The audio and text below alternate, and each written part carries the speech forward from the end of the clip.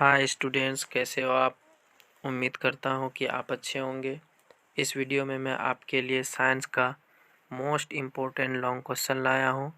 अगर आप इन क्वेश्चन को अच्छे ढंग से पूरा कर लेते हैं तो साइंस में आपका अच्छा मार्क्स आना तय है। तो चलिए वीडियो को स्टार्ट करते हैं। पहला जो क्वेश्चन है, गोलीय दर्पण की फोकस दूरी एफ तथा वक्रता त्रिज्या आर के बीच संबंध स्थापित करें। या इसी क्वेश्चन को इस प्रकार भी पूछा जा सकता है, सिद्ध करें एफ बराबर आर बाई टू। इसको सिद्ध करना है। फिर अगला क्वेश्चन है, प्रकाश के परावर्तन के नियम को लिखें। फिर अगला क्वेश्चन है, लेंस के लिए सिद्ध करें 1/v माइनस 1/u बराबर 1/f। फिर अगला क्वेश्चन है, प्रकाश के अपवर्तन के नियम को लिखें। इससे जो अगला क्वेश्चन है, दृष्टि दोष क्या है, यह कितने प्रकार के होते हैं, कैसे ठीक किया जा सकता है, सचित्र वर्णन करें। यहाँ चित्र बना करके इसका वर्णन करना है, किस प्रकार दृष्टि दोष का निवारण किया जा सकता है। फिर जो अगला क्वेश्चन है, ओम के नियम को लिखकर इसके सत्यापन का वर्णन करें। यहाँ ओम के नियम को लिखना है और इसका प्रयोग द्वारा जो सत्यापन किया जाता है उसको किस प्रकार किया जाएगा उसको लिखना है। फिर अगला क्वेश्चन है, मोटर क्या है, इसके सिद्धांत और क्रियाविधि का सचित्र वर्णन करें। यहाँ मोटर क्या है ये बताना है पहले, फिर उसके बाद ये किस सिद्धांत पे कार्य करता है इसको लिखना है और उसका सचित्र वर्णन कर रहा है। फिर अगला क्वेश्चन है, दिष्ट धारा जनित्र या डायनेमो, उसी को डायनेमो कहते हैं, ये एक प्रकार का विद्युत जनित्र है, इसलिए ब्रैकेट में लिख दिए विद्युत जनित्र क्या है, इसके सिद्धांत और कार्यविधि का सचित्र वर्णन करें। इसका चित्र बनाना है और इसका वर्णन करना है, दिष्ट धारा जनित्र डायनेमो का। फिर अगला क्वेश्चन है, प्रत्यावर्ती धारा जनित्र क्या है, इसके सिद्धांत और कार्यविधि का वर्णन करें। ये प्रत्यावर्ती धारा जनित्र भी एक प्रकार का विद्युत जनित्र है, इलेक्ट्रिक जनरेटर।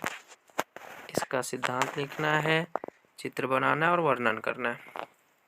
फिर अगला क्वेश्चन है, जीवाश्म ईंधन क्या है, उदाहरण भी दें। आपको लिखना है कि जीवाश्म ईंधन क्या है और इसके उदाहरण को भी लिखना है, क्या क्या इसके उदाहरण में है। फिर अगला क्वेश्चन है, ग्रीन हाउस प्रभाव क्या है, तो ये था फिजिक्स से रिलेटेड। फिर आगे है, ये आपके बायोलॉजी से रिलेटेड है और ये जो लिया गया है एक तरफ से लिया गया है, चैप्टर वाइज भी लिया गया है, आपको अच्छे ढंग से पूरा करना है। फिर अगला है बायोलॉजी का, मानव आहार नाल का स्वच्छ नामांकित चित्र बनाकर इसका वर्णन करें। मानव आहार नाल का स्वच्छ नामांकित चित्र बनाना है और इसका वर्णन करना है। फिर अगला है, ओ वायव्य श्वसन या वायव्य श्वसन में अंतर लिखें। श्वसन के जो दो चरण है, वायव्य श्वसन और अवायवीय श्वसन, उसमें अंतर लिखना है। फिर अगला है, जाइलम तथा फ्लोएम में अंतर लिखें। जाइलम और फ्लोएम में अंतर लिखना है। फिर अगला है, धमनी एवं सीरा में अंतर लिखें। फिर अगला है, मनुष्य हृदय का स्वच्छ नामांकित चित्र बनाकर इसके कार्यविधि का वर्णन करें। मनुष्य हृदय का नामांकित चित्र बनाना है और उसके कार्यविधि का वर्णन करना है। फिर नेफ्रॉन का नामांकित चित्र बनाकर उसके कार्यविधि का वर्णन करें। फिर अगला है, तंत्रिका कोशिका, जिसको इंग्लिश में न्यूरॉन कहते हैं, का सचित्र वर्णन करें। फिर अगला है, मनुष्य के मस्तिष्क की संरचना का सचित्र वर्णन करें। मनुष्य के मस्तिष्क का संरचना बनाना है और उसका कार्यविधि का वर्णन करना है। फिर है, लैंगिक जनन तथा अलैंगिक जनन में अंतर लिखें। लैंगिक और अलैंगिक जनन में क्या अंतर है इसको लिख देना है। फिर अगला है, पुष्प की अनुदय कार्यकाट का स्वच्छ नामांकित चित्र बनाएं। फिर अगला है, निषेचन किसे कहते हैं, निषेचन किसे कहते हैं। फिर अगला है, परागन क्या है, इसके सभी प्रकारों को लिखकर परिभाषित करें। परागन क्या है, इसका क्या क्या प्रकार है उसको लिख करके परिभाषित करना है।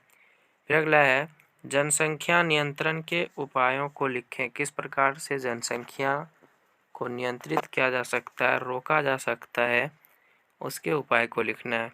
फिर अगला है मासिक चक्र के कारण को लिखें। मासिक चक्र के क्या कारण है को लिखना है। तो इतना था बायोलॉजी का। और फिर आगे है बायोलॉजी का, लैंगिक जनन संचारित रोग क्या है, इसके उदाहरण भी लिखें। लैंगिक जनन संचारित रोग क्या है, इसका उदाहरण लिखना है। फिर आगे है मनुष्य में लिंग निर्धारण के विधि का वर्णन करें। किस प्रकार मनुष्य में लिंग निर्धारण होता है। फिर अगला है समजात अंग किसे कहते हैं, इसके उदाहरण भी दें। क्या है समजात अंग। फिर आगे है असमजात अंग किसे कहते हैं, इसके उदाहरण भी दें। असमजात अंग को भी लिखना है और उसके उदाहरण देने हैं।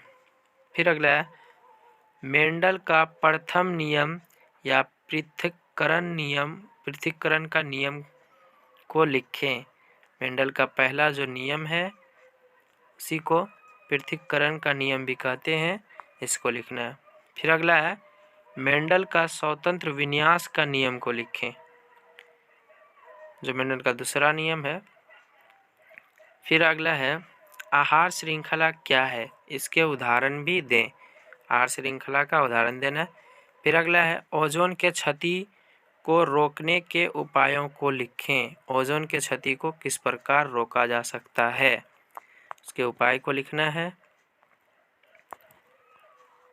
तो स्टूडेंट यहाँ तक था बायोलॉजी का। फिर आगे स्टार्ट होता है केमिस्ट्री का।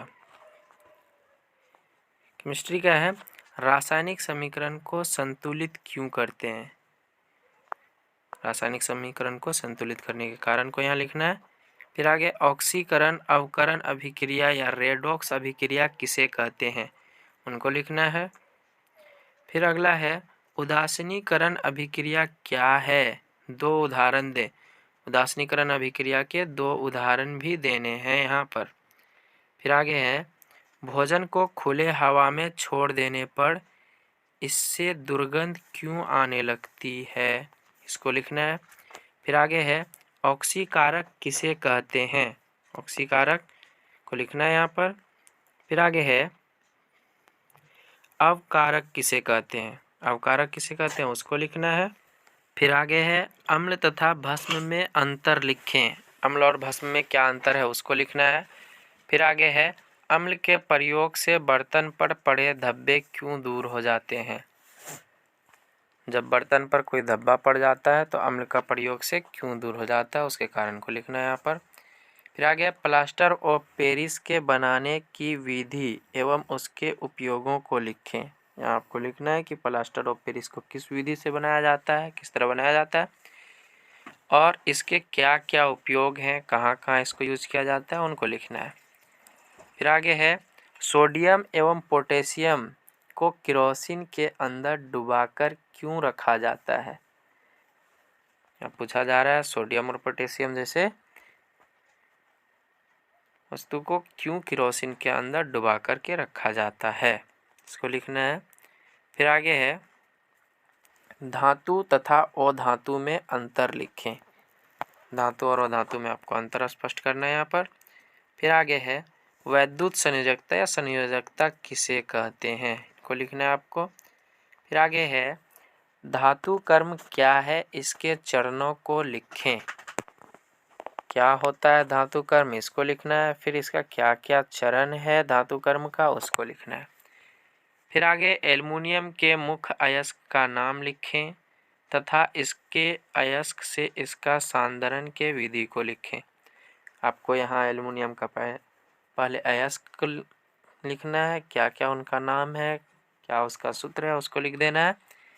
फिर आगे क्या करना है, इसमें उसके सांद्रण के विधियों को लिख देना है। फिर आगे है निस्तापन तथा भर्जन में अंतर लिखें।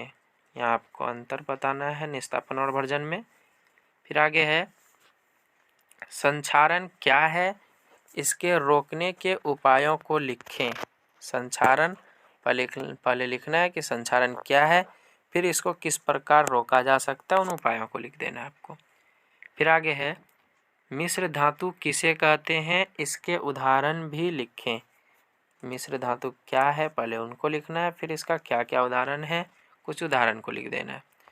फिर आगे तांबे का उपयोग गर्म जल के टंकी बनाने में क्यों की जाती है। जी हाँ, यहाँ पूछा जा रहा है कि तांबा का उपयोग क्यों किया जाता है गर्म जल के टंकी बनाने में। फिर आगे है क्रियाशील मूलक या प्रकार्यात्मक समूह किसे कहते हैं। जिसको क्रियाशील समूह भी कहा जाता है उसको पूछा जा रहा है किसे कहते हैं, क्रियाशील मूलक या प्रकार्यात्मक समूह। फिर आगे है समजातीय श्रेणी क्या है, उदाहरण के साथ समझाइए। यहाँ आपको एक उदाहरण देना है समजातीय श्रेणी का और उसका परिभाषा देना और समझाना है इसको क्या है ये समजातीय श्रेणी। फिर आगे है समावयवी किसे कहते हैं, इसके उदाहरण भी दें। फिर आगे है साबुनीकरण किसे कहते हैं, मतलब साबुन बनाने की विधि क्या है इसको लिखना है आपको, किसे कहते हैं साबुन बनाने की विधि। फिर आगे है साबुन और अपमार्जक में अंतर लिखें। साबुन और अपमार्जक में जो अंतर है उनको लिखना है यहाँ पर आपको। फिर आगे है साबुन की सफाई प्रक्रिया की क्रियाविधि समझाइए। यहाँ आपको पूछा जा रहा है कि साबुन जो किसी चीज़ की सफाई कर देता है तो वो किस प्रकार करता है, वो किस प्रकार कार्य करके सफाई करता है, उस कार्य विधि को समझाना है आपको। फिर आगे है निम्न यौगिकों की संरचना सूत्र लिखें। नीचे दो यौगिक दिए हुए हैं उनके संरचना सूत्र को लिखना है आपको यहाँ पर। पहला है एथेनोइक अम्ल, दूसरा है ब्रोमोपेंटेनस्टार, फिर अगला है तीसरा नंबर ब्यूटेनोन, चौथा है हेक्सेनेल, फिर पांचवा है एथिलीन, छठा है एथाइन, सातवां है एथिल एल्कोहल और आठवां है मेथेनल, नौवां है मेथेनोइक अम्ल, इसको फॉर्मिक अम्ल भी बोलते हैं, 10वां है मीथेन, 11वां है एथेनोइक अम्ल। तो स्टूडेंट इसी में से कोई पूछा जाएगा आपको संरचना लिखने के लिए अगर जहाँ पूछा जाए। फिर आगे है मेडलिफ की आवर्त सारणी से क्या लाभ है, उसके आवर्त सारणी का क्या लाभ है उनको लिखना है आपको, क्या लाभ हुआ ये लिख देना है आपको। फिर आगे है आधुनिक आवर्त सारणी के गुणों को लिखें। आधुनिक आवर्त सारणी जो मोसले के द्वारा दिया गया था उसके गुण को लिखना है कि क्या क्या उसके अंदर खासियत है, क्या क्या गुण है। फिर आगे है आधुनिक आवर्त सारणी और मेडलिफ के आवर्त सारणी में अंतर लिखें। यहाँ आपको आधुनिक आवर्त सारणी और मेडलिफ के आवर्त सारणी में अंतर लिखना है। फिर आगे है प्रयोगशाला में मीथेन गैस बनाने की विधि एवं क्लोरीन के साथ इसकी रासायनिक अभिक्रिया लिखें। किस प्रकार प्रयोगशाला में मीथेन गैस तैयार किया जा सकता है और इसका अभिक्रिया क्लोरीन गैस के साथ कैसा है, इनको लिखना है आपको यहाँ पर। तो स्टूडेंट्स इस वीडियो में इतना ही, फिर मिलते हैं अगले वीडियो में।